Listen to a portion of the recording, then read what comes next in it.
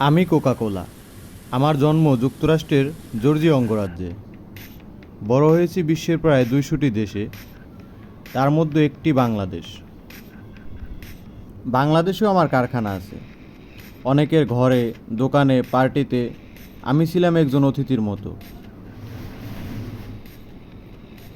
কেউ হাসিতে, কেউ ক্লান্তিতে আমায় খুঁজেছে। আমি ওই দেশকে ভালোবেসেছি, ঠান্ডা করে রেখেছি মন এবং শরীর। কিন্তু আজ ফিলিস্তিনে ইসরায়েলের বর্বর গণহত্যার প্রতিবাদে উঠেছে বয়কটের ডাক। ঠিকই উঠেছে, প্রতিবাদ হোক, সচেতন হোক। কিন্তু প্রশ্ন হলো, সবার মধ্যে কেন শুধু আমাকেই দোষী বানানো হলো? আমি স্বাদে অতুলনীয়, তবে অনেকেই দোকানের কাছে আমাকে চাইতেও ভয় করে। যদি কেউ বলে বসে বয়কট কোক। আচ্ছা বলুন তো, আমি তো তৈরি হই আমেরিকায়, আর এখানেই তৈরি হয় এমন বহু পণ্য যাদের প্রত্যক্ষ সম্পর্ক রয়েছে ইসরায়েলের সঙ্গে।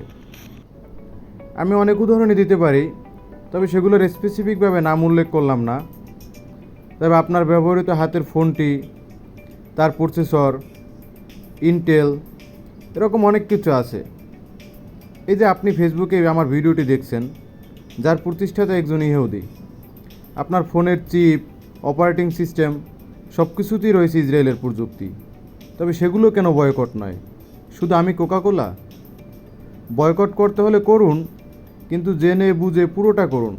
সুবিধা মতো বর্জন আর সুবিধা মতো গ্রহণ, এটা কি ন্যায় বিচার? আমার অপরাধ কি? আমি শুধু ঠান্ডা দিতে এসেছিলাম ভাই। এখন দেখি গরম গরম বিতর্কে পড়ে গেছি।